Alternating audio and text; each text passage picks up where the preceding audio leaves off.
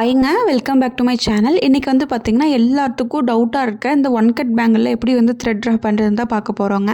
இன்றைக்கி வந்து பார்த்திங்கன்னா நான் 2/4 ஒன் கட் பேங்கிள் எடுத்திருக்கேங்க. இதில் வந்து பார்த்திங்கன்னா நான் வந்து 2 டைம் வந்து சுற்ற போகிறேங்க. ஃபஸ்ட் டைம் வந்து பார்த்திங்கன்னா 50 ஸ்டாண்ட்ஸ் எடுத்து எப்பவும் போல் நான் வந்து சுற்றிடுறேங்க. சுற்றிட்டு எப்படி ஃபினிஷிங் பண்ணிக்கிறேன்னு பார்த்துக்கோங்க.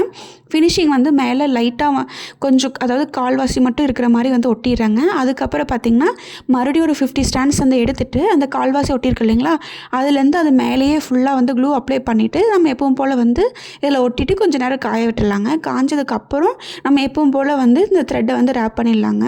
இப்போ வந்து பார்த்திங்கன்னா நான் வந்து ஆல்ரெடி 50 ஸ்டாண்ட்ஸ் எடுத்திருக்கேன். இப்போ வந்து மறுபடியும் 50 ஸ்டாண்ட்ஸ் எடுத்திருக்கேங்க. இது வந்து மொத்தம் 100 ஸ்டாண்ட்ஸ் வந்து ஆகும். இது வந்து பார்த்திங்கன்னா நமக்கு வந்து பேஸ் பேங்கிள் வந்து வேறு கலர், நமக்கு த்ரெட் வந்து வேறு கலராக இருக்கும்போது இந்த மாதிரி நீங்கள் வந்து கொஞ்சம் டைட்டாக சுற்றும் போது உங்களுக்கு வந்து அந்த பேஸ் பேங்கிளோட கலர் வந்து மேலே வந்து தெரியாமல் இருக்குங்க. அதனால் வந்து நான் வந்து கொஞ்சம் திக்காக வந்து ரேப் பண்ணுறேன்.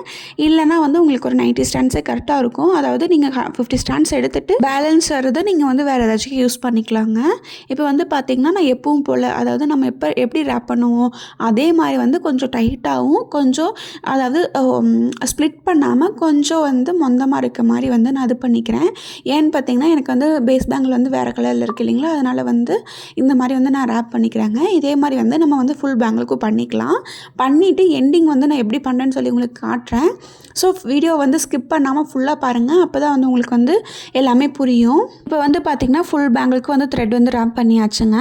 இப்போ அந்த கொஞ்சோண்டு ஸ்பேஸ் இருக்கும் இல்லைங்களா, அந்த ஸ்பேஸ் வந்து நல்லா கவர் ஆகிற மாதிரி வந்து லாஸ்ட் இதை வந்து சுற்றிட்டு அதுக்கப்புறம் கீழே என்ன பண்ணுறேன்னு பார்த்தீங்கன்னா அதாவது லென்த்து ஃபுல்லாக கீழேருந்து மேலே வரைக்கும் ஃபுல்லாமே வந்து க்ளூ அப்ளை பண்ணிவிட்டு நான் வந்து த்ரெட்டை வந்து அப்படியே ஒட்டிடுறேன். இப்போ வந்து நான் என்ன பண்ணுறேன்னு பார்த்தீங்கன்னா நம்ம வேணுங்கிற அளவுக்கு அதாவது இந்த பேங்கிள் ஒட்டி கீழே வரைக்கும் அந்த பேங்கிள் லென்த் வரைக்கும் நான் வந்து த்ரெட்டை விட்டுட்டு மிச்சம் இருக்கிறத வந்து நான் கட் பண்ணிவிட்டு அப்படியே வந்து ஒட்டிட போகிறேங்க. இந்த மாதிரி ஒற்றை இடத்துல வந்து பார்த்திங்கன்னா க்ளூ வந்து கம்மியாகவே யூஸ் பண்ணால் போதும். ரொம்ப யூஸ் பண்ணிங்கன்னா உங்களுக்கு அந்த ட்ரேஸ் அதாவது நம்ம ஒட்டியிருக்கிற அந்த ட்ரேஸ் வந்து ரொம்ப அதிகமாக தெரியும். அது மட்டும் இல்லாமல் B7000 க்ளூ வந்து இந்த மாதிரி ஒற்றை இடத்துக்கு வந்து யூஸ் பண்ணக்கூடாது. இதுக்கு வந்து ஃபேப்ரிக் க்ளூ மட்டும்தான் யூஸ் பண்ணணுங்க. இந்த மாதிரி ஒட்டிட்டு நல்லா நீட்டாக வந்து அந்த எக்ஸ்ட்ரா இருக்கிற க்ளூவெல்லாம் தொடச்சி எடுத்துருங்க.